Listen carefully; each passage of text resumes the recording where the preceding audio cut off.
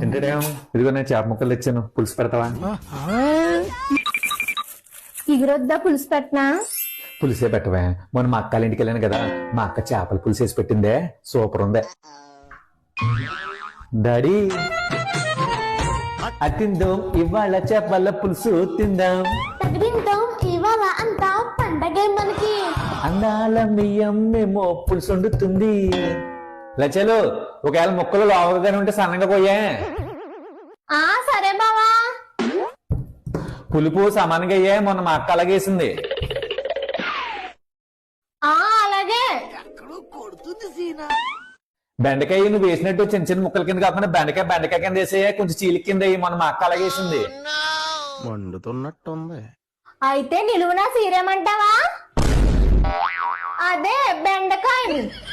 ఓహో బెండకాయనా?